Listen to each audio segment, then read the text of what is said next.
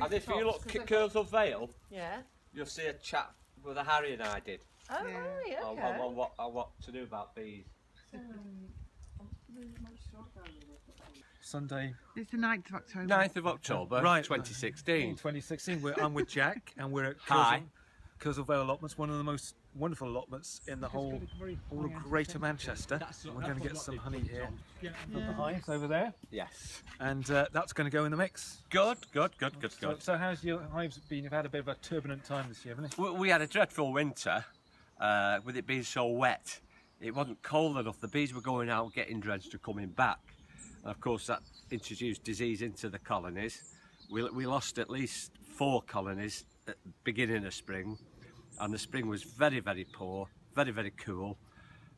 We've managed to obtain nukes from other beekeepers, and we've built it up to where we have now. We're going to get 3 strong colonies going into this winter, and hopefully we've got a little colony which we've just got to leave to nature to see what happens. Yeah, but they've got a real good source of forage around here, haven't they? Oh, yeah. Just looking at the allotment in terms of different plants, you know, and flowers. There's an amazing Rebecca and things like that, isn't there? They've got quite a lot to feed on. Yeah. Fortunately, the river Irwell runs around just metres away from the colonies, and the Himalayan balsam. Fortunately or unfortunately, but the bees love it, and that's predominantly what our honey consists of, is a Himalayan balsam. So what's your harvest been then? It's not been. It's been poor this year. We've only got 2 supers Right. off about 3 colonies. So Well, that's still. But then it's just, yeah. It's a bespoke product, isn't it? Really? Of course it is. Yeah. Can we have a couple of pounds of your bespoke product? Then? Certainly. Lead on, Macduff. Move Yeah. on. Come on, we're going to the bee lab. Can we get a jar of that before we go as well? Certainly, no problem. Okay, thank you. Yeah. I'll come back in a bit. Yeah. Everyone wants a slice of this honey. Right. Richard, Yeah. you're going to make honey beer. Yes. Now, you're using pure honey as such. Yes. I don't think that's right. Right. Being a brewer. Right. When I brew honey beer, Yeah. I'm not mead as it's normally called, Yeah. because to have mead in the proper sense, you've got to leave it to mature for 16 years, and I ain't going to wait 16 No. years Well, for a pint. hang on. No, I'm not. No. Now, what we use is the honey water Yeah. off the frames Right. when we've extracted them. But this has come straight off your frames, isn't it? That's drain it. the bottom. That'll do. That's drained, yeah. That's a taste of honey. Yeah. As you get for Salford. That's So, right. well, we're going to give it to our brewer Ian, Right. and he's got honey from Bill up the road. Yes, yeah. Okay. We've got honey from Heaton Park. Yes. We've got honey from Longford Park in Stretford. Right. We've got honey from Harper Hay. Right. Got to find a few more honeys from different places. Well, you got the cathedral. Oh, I don't think they've got enough in the cathedral, but we're going to try Adrian. Adrian, and his yeah. own apiaries Yes. sometime later. Yes. Yeah. So it should be a mix of all the different parts of Manchester and Salford going to. This is Ian's job. He's the master brewer. Right. He's got to make do. Right. See what we can do. So Is 2 jars enough? enough Richard? 2 jarts enough, or we could take a third if you could. But No problem. yeah, And just wants a jar, doesn't he?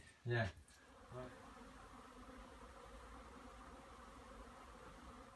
It's a lovely label. Yes, the label was actually designed by a girl called Amelia Williams, and she was aged 6 by the time when the time came to design this label. We tried to interact with the schools. We've got a CCTV camera set up that beams the bees into the school, so they can watch it on television there. We held a competition at Christmas time, and as you can see, it's got a nice little bee, and we thought, well, that's got a bit of attitude, that, because it comes from Salford, so we said we'd have that one. So that's where it comes from. And as you know, A Taste of Honey, that was a well-known television. No, it was a picture film. Was it Tushingham? She was in it. Yeah. It was based in Salford. A Taste of Honey, no black and white. Yeah. Authorities. The idea is that the Asian hornet goes through here, goes to the top. We've got special attractant in there. Don't know if you can just see it there. Yeah. And Is that the beer one? no, I it's don't understand. Like they like beer, brown beer, and prawns. yeah, they That's do. probably Whether that is a mixture of that, I don't know. Richard, I do not know. No, because if you've been in France, you would want to eat properly, wouldn't you? So, Of course. Yeah, but why you'd have white wine with prawns, wouldn't you? Not brown beer, but you know, yeah. But you know, if you go to France, you at least expect a long lunch. You know. Yeah, that's true. Yeah, that is true. Obviously, bird boxes. Now, what's happened here is that the tree bumblebees that are creeping in, have crept in. These ones from France, aren't they? Yeah. Yeah. And they absolutely just like it over here, and they colonise these bird boxes. And obviously, you get the telephone. Oh, I've got bees in our yard, and can you come and collect them and things like that? And of course, you ask them the stock questions: are they honeybees? Are they wasps? Or are they bumblebees? Well, I don't know about that. So you put your suit on and go, and normally 9 times out of 10 they are bumblebees. Yeah. I always ask people, are they dancing around, looping outside like that, or are they just shooting off with a job to do? Right. And they go, can you see them? Well, they go, shh, they are honeybees. Bumblebees are just dancing around like bears outside, that's aren't right, they? yeah. Yeah. It needs two mates to go by its side. Really? Yeah. And if you buy a Bramley apple, you've got to have 2 trees that flower at the same time. Right, okay. I've got a Brayburn and a Cox's orange pippin, and they flower at the same time. It's a Bramley, and that's the best pollination scenario you can have. Right. And So it's worked. well, it depends on the year. Yeah. You know, when the flowers come out. Do you know, Richard? Do you know how many bumblebee nests we import into the UK every year? I hear it's tens of thousands, isn't it? It's 100,000 per year. This is for the tomatoes in This- the this- greenhouses. This is for polytunnel land. Yeah, right. This is what they use to pollinate the tomato plants and strawberry plants and things like that. And apparently, come out of the bumblebee saga is that somebody has set off bumblebees in Tasmania.